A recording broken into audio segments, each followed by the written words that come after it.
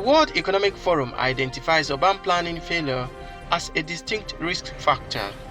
Yet many people in developing countries fail to plan their cities, and this can later create disaster for the existing ones. Nigeria, as one of the major countries in Africa, needs to be more proactive and decisive on issues relating to poor planning and regional development in order to avert disaster. Professionals in town planning sector made this known during the inauguration of the Ogun State executive of the Association of Town Planning Consultants of Nigeria. People who always want to do something, but a lot of people don't want regulation. That's why we have issues in Nigeria. Because people don't want to be controlled. They think I can do it, and if I can do it, why does somebody tell me this is how to do it? So helping them in achieving their goals, different goals, especially in built environment. So as town planners, it's our duty to ensuring, one, our members are engaged, two, the environment we all live in is better and aesthetic enough to bettering the lives of Nigerians. We must be joking as a nation if we are not funding planning, because the alternative to planning is chaos, which is what we live in. You might be seeing a few things, you see a few GRAs, you think you are looking at beautiful environment. Leave those GRAs and get to the real city and see how we're experiencing congestion, see how we're experiencing flooding. They seek support of stakeholders and government in order to wipe out quacks among them. Government should respect the views of professionals more. There is nothing you put on the ground that does not need the consideration of the public. For the past 6 months, students of Nigeria's public universities have been at home following the inability of the federal government and the academic staff union of universities to reach an agreement. In its effort to resolve the strike, the federal government set up the Nimi Briggs Committee to look into the 2009 federal government ASU agreement, but the committee's report was rejected. The federal government's decision to introduce the policy of no work, no pay made the union to extend its strike indefinitely. The Academic Staff Union of Universities. Today, the Ministry of Education meets with vice-chancellors and pro-chancellors of federal universities.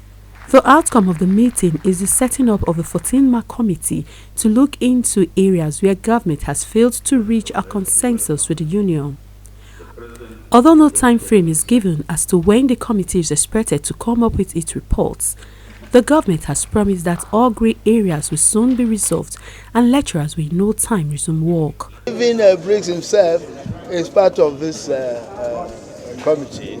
Nobody has jettisoned it. It is in continuation of what the Briggs Committee did, the offers that were made, what was accepted by ASU and what was not accepted. It's a continuation of the Briggs Committee. We're on quick march towards early resolution of the problem. And in a very little while, the doors of our universities, those that are closed, will be open. The committee is made up of pro-chancellors, vice-chancellors and heads of government agencies. It's the resumed sitting of the Joint Committee probing the July attack on the Kuje Custodial Center.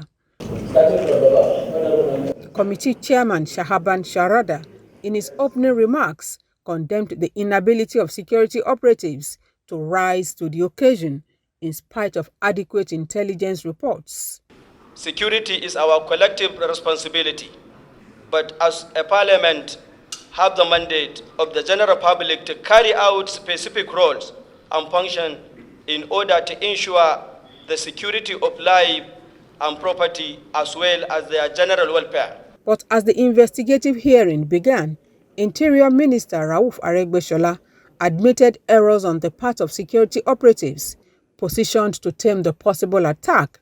He said 65 security operatives were on guard on the day of the incident.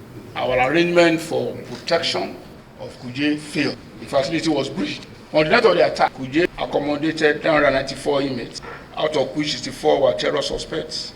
Lawmakers also made some interventions before the meeting entered into a closed-door session. Officer of the Federal Republic of Nigeria that is paid with our tax money haven't failed to appear before a constituted parliamentary committee has some level of sanctions. Have a very serious security challenges in the country. So it may not necessarily be possible to have all service chiefs in one room. Please let us also take note of that.